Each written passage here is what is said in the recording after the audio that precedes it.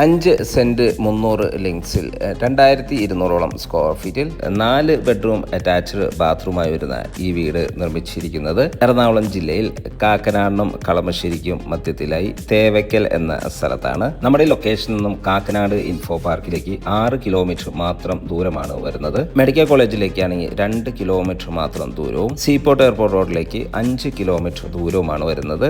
ഇനി നമുക്ക് വീണ്ടും കൂടുതൽ വിശേഷങ്ങളൊന്ന് കാണാം.